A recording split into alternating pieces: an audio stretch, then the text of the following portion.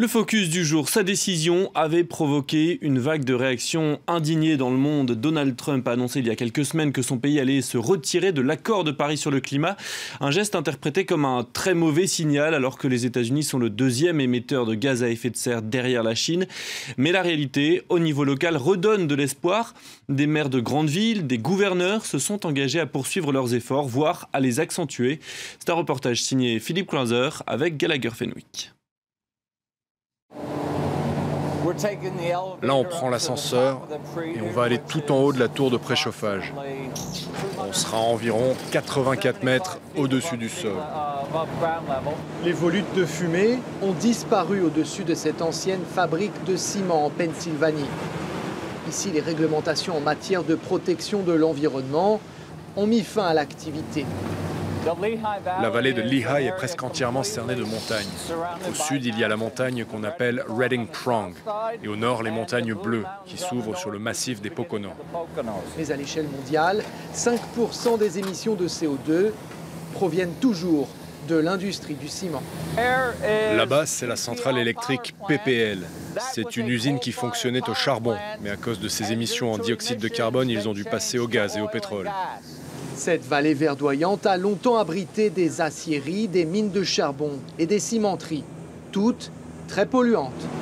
Au moment de sa sortie de l'accord de Paris sur le climat, le président américain a promis la création de nouveaux emplois dans les secteurs qui ont fleuri dans cette vallée. La lutte contre le réchauffement climatique n'est pas une priorité pour Donald Trump.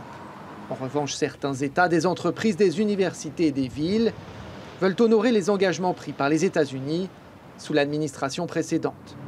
Il y a plein d'initiatives au niveau local. Hélas, quand vous avez le président des États-Unis en personne qui dit que le réchauffement climatique est une supercherie, eh bien ça ne nous aide pas à être audibles auprès de nos administrés. C'est quand même le président, ce qu'il dit a du poids. Mais nous, les municipalités, on n'a pas besoin du gouvernement fédéral pour agir. Mais ça va prendre plus de temps et plus d'efforts. Alors on a signé un contrat avec l'entreprise U-Haul Carshare, spécialisée dans le covoiturage. Ça en fait rire certains, surtout les plus âgés, pour qui ne pas être propriétaire de sa voiture est inconcevable. Mais bon, on a donc 2 véhicules à disposition pour le covoiturage et ça marche très bien. D'ailleurs, on a de la chance qu'il y en ait une au parking maintenant. Quand on est maire, si on veut agir pour le climat, la principale stratégie, c'est vraiment les transports et réduire le nombre de voitures. De l'éclairage basse consommation et un programme de covoiturage, autant de mesures qui permettent aux autorités locales d'aider à protéger la planète. À travers le pays, des universités veulent faire partie de ces efforts. Ils s'inscrivent dans le cadre d'un programme mis sur pied par l'ancien maire de New York, Michael Bloomberg. Parmi elles, l'université Lafayette. Je pense qu'il est très important que les collectivités, grandes ou petites, prennent la question climatique très au sérieux. Si les gens commencent à penser qu'on ne pèse pas assez lourd pour agir, alors c'est sûr qu'on n'arrivera pas à atteindre les objectifs.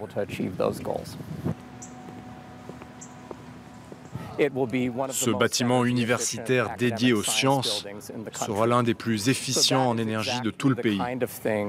C'est exactement ce genre d'investissement que peuvent faire les universités pour avoir un impact positif sur l'environnement. Et regardez, c'est là-bas qu'on va le construire.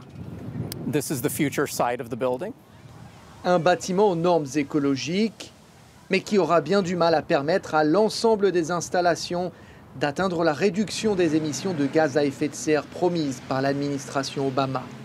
Ces objectifs n'intéressent pas le nouveau locataire de la Maison-Blanche qui veut créer des emplois dans cette région. L'industrie du charbon a vacillé sous l'ancien président démocrate avant de devenir celle que chérit son successeur républicain. Beaucoup de ces travailleurs ont voté pour Donald Trump. Il faut avoir confiance et espérer que nos élus prendront les bonnes décisions en notre nom. Je pense que se soumettre à l'accord de Paris sur le climat n'était pas dans l'intérêt des Américains. Mais se retirer de l'accord, ça oui. Au long terme, ça va créer de nouveaux emplois dans le secteur.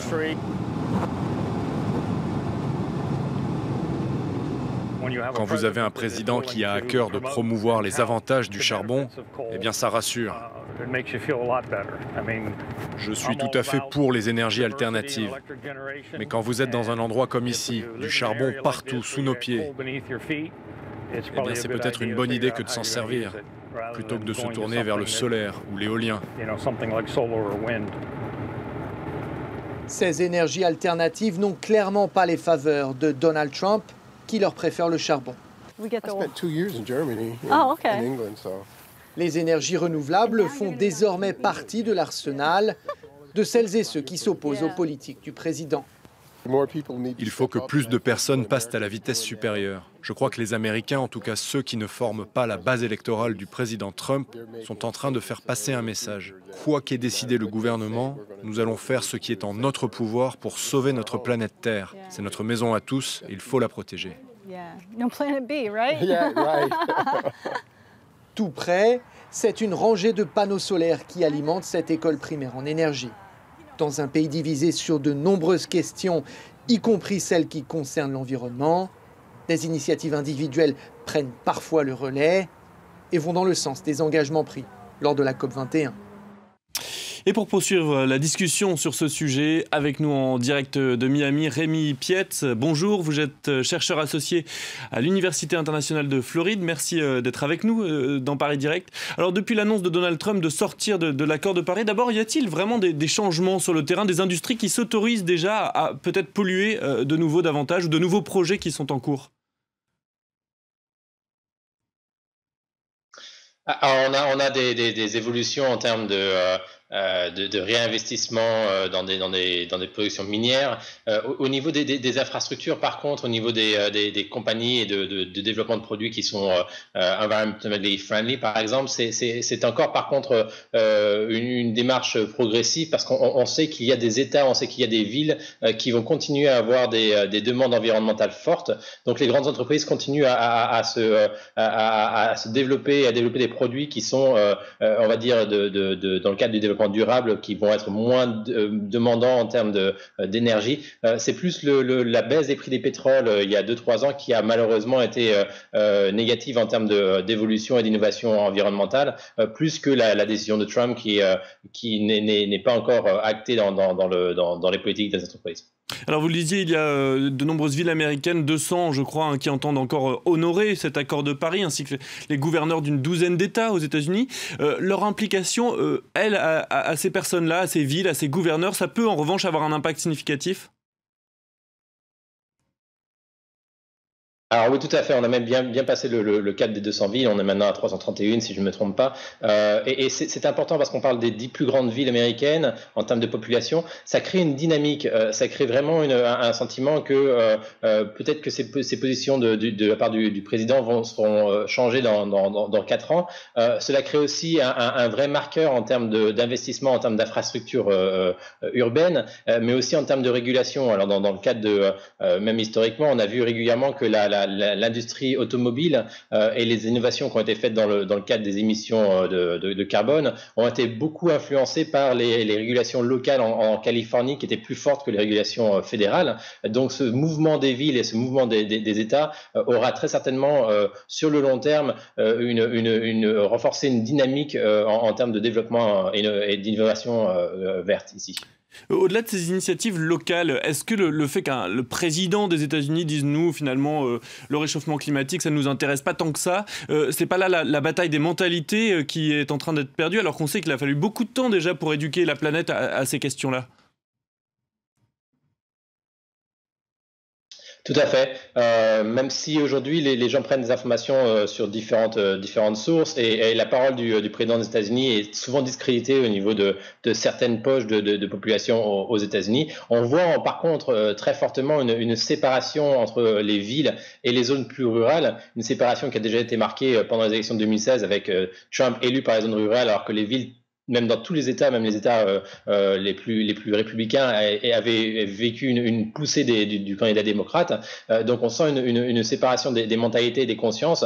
Et cette question environnementale commence à être peut-être le sujet clé qui sera débattu pendant les élections de midterm, donc l'année prochaine pour le Congrès américain, et en 2020 peut-être pour les prochaines élections présidentielles. On voit vraiment une évolution des consciences à la fois dans les villes de plus en plus tournées vers un développement durable malgré les positions du président, et par contre dans les zones rurales un renforcement des positions en direction des énergies fossiles.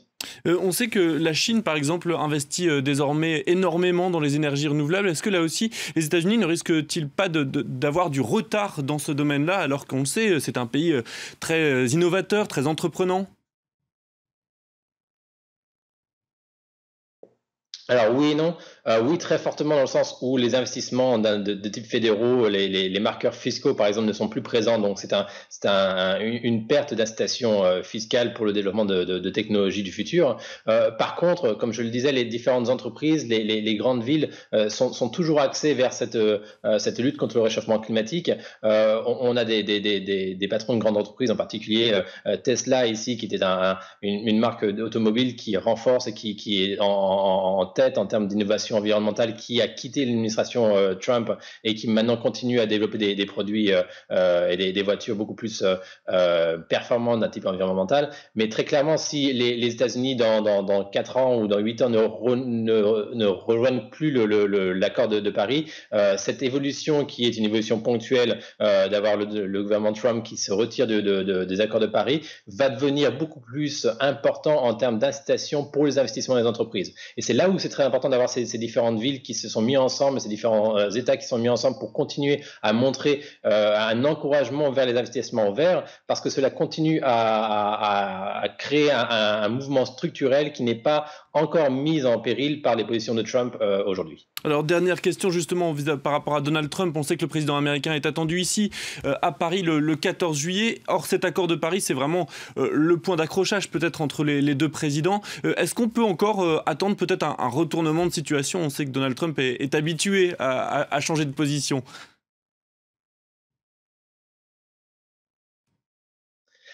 Je suis assez pessimiste sur cette idée-là. Tout d'abord parce que Donald Trump, depuis le fait de son arrivée à la Maison-Blanche, s'est évertué à satisfaire sa base électorale. Et sa base électorale n'est pas dans les grandes villes, elle n'est pas tournée vers les questions de changement climatique, malheureusement. Et son objectif, il est toujours d'essayer de maintenir un cap vers le relancement de l'industrie du charbon, le relancement des différentes créations d'emplois qui ne sont pas forcément des créations d'emplois vers le long terme, mais qui ne sont pas forcément des créations d'emplois qui sont en accord avec la démarche globale contre le changement climatique.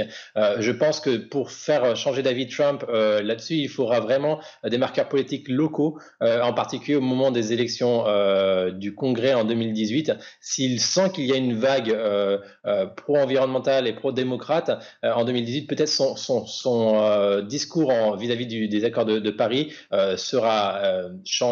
Maintenant, il faudra beaucoup plus de temps et ce ne sera pas dans les prochains mois que cela arrivera. Merci beaucoup Rémi Piette d'avoir été avec nous ce midi sur France 24.